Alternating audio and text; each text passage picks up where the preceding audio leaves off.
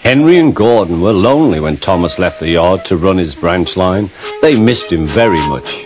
They had more work to do and had to fetch their own coaches. They didn't like that.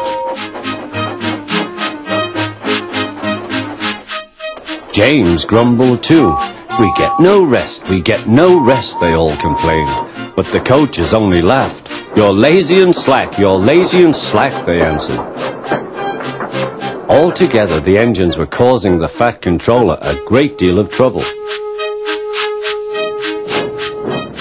The big stations at both ends of the line each have a turntable. The Fat Controller had made them so that the tender engines can be turned round, because it is dangerous for them to go fast backwards. Tank engines like Thomas don't need turntables. They can go just as well backwards as forwards. But to hear Gordon talk, you would have thought that the Fat Controller had given him a tender just to show how important he was.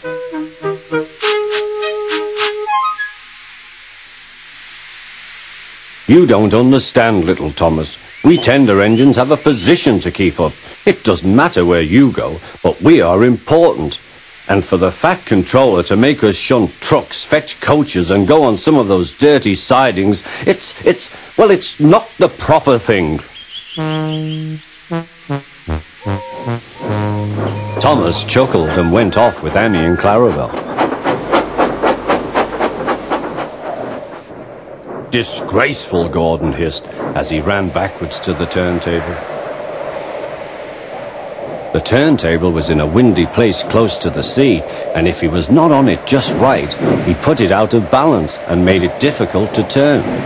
Today, Gordon was in a bad temper, and the wind was blowing fiercely. His driver tried to make him stop in the right place, but Gordon wasn't trying. The fireman tried to turn the handle, but Gordon's weight and the strong wind prevented him. "It's no good," they said at last. "Your tender upsets the balance.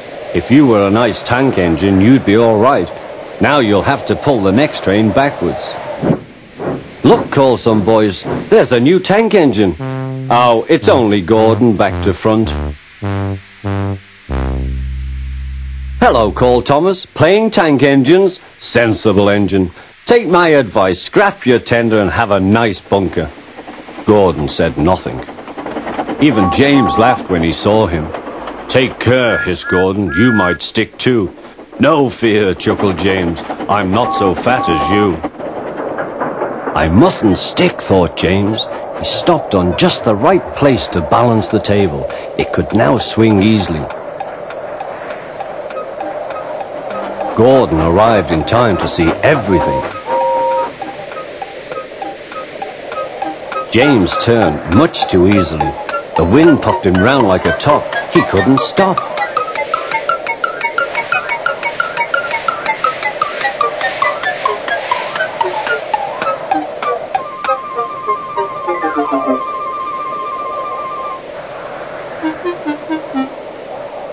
"Well, well," said Gordon, "are you playing roundabouts?"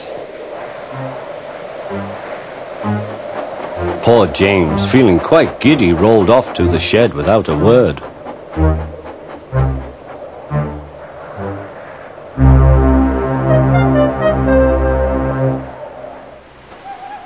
That night, the three engines had an indignation meeting.